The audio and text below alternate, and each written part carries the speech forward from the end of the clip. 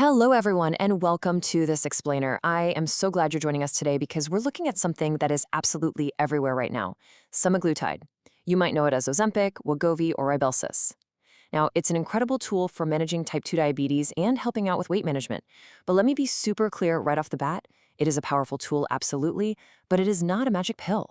To really see its benefits safely, we have to align our daily habits with it. So let's jump right in. Okay, let's dive into this. You start the medication, you step on the weighing scale, and hey, the numbers are dropping. It's a fantastic feeling, isn't it? But we really have to stop and ask ourselves a very serious question. Are you losing unhealthy fat, or are you dangerously losing your precious muscle mass? Because if you just take the medication without strategically changing how you eat and move, you might be throwing away the very muscle that keeps your body strong and your metabolism healthy. To help you safely navigate your semaglutide journey, we are going to look at 5 essential pillars today. First, the semaglutide appetite trap. Second, fixing the protein deficit. Third, hydration and fiber balance. Fourth, exercise to keep muscle. And finally, red flags for doctors. Let's begin with pillar number 1, the semaglutide appetite trap. Eating less, losing more. So how does this actually work for weight loss? Well, it essentially slows down your gastric emptying, meaning the food you eat just sits in your stomach for a much longer time, and your appetite practically vanishes. Naturally, you end up eating much less.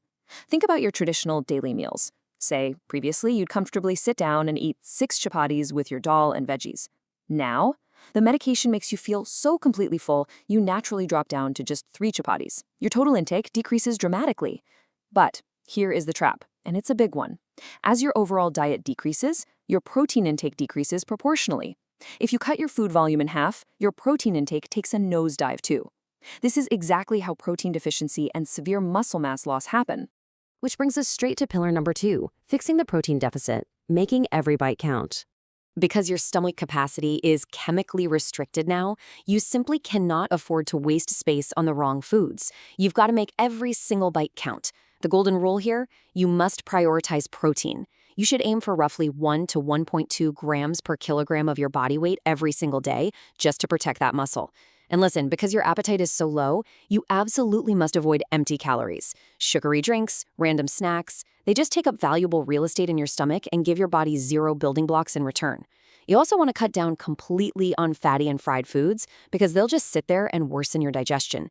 Instead, switch to smaller, frequent meals. Eat slowly, chew properly, and please stop at the very first sign of fullness to avoid feeling sick. Moving right along to our third pillar, hydration and fiber balance, keeping things moving. Look, when your overall food intake drops, all that natural water you used to get from a larger volume of food vanishes right along with it. So you have to proactively take in a lot of fluids. We are targeting a solid 2 to 3 liters of water a day. This is absolutely non-negotiable to prevent dehydration, which can quickly lead to kidney issues, especially if you're dealing with side effects like vomiting or diarrhea.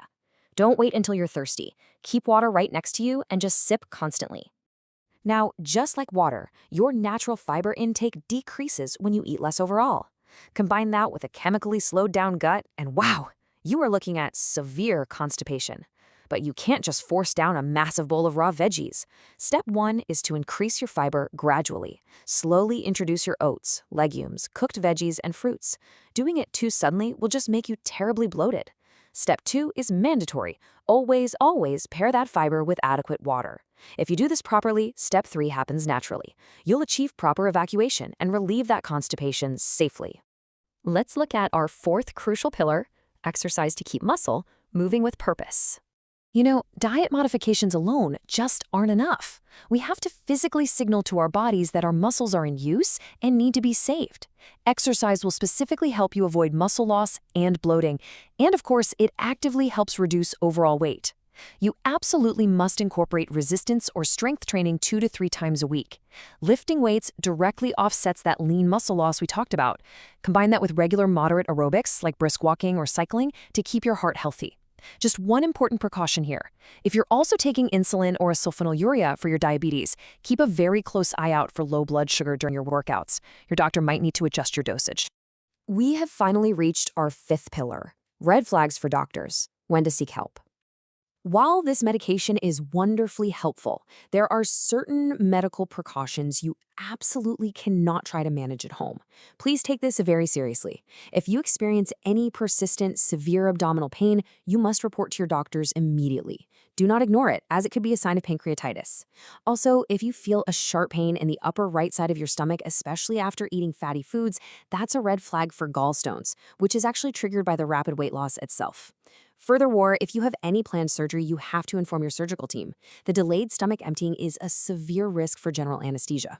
And lastly, if you are planning a pregnancy, this medication has to be stopped about 2 months prior. Well, I really hope this structured breakdown has brought you some clarity and confidence today. If you found this explainer helpful, please hit that like button and subscribe to the channel so we can continue learning together. And remember, my goal is always to break down the sources and the science, but you absolutely must consult your own doctor and surgical teams before making any medical decisions. I'm going to leave you with one final provocative thought today. Are you simply taking semaglutide, or are you mastering it? By proactively fixing your protein deficit, drinking lots of fluids, managing your fiber for proper evacuation, and truly committing to exercise, you're no longer just a passive patient. You are taking complete control of your health journey. Thank you so much for joining me for this explainer. Stay healthy, and I will see you next time.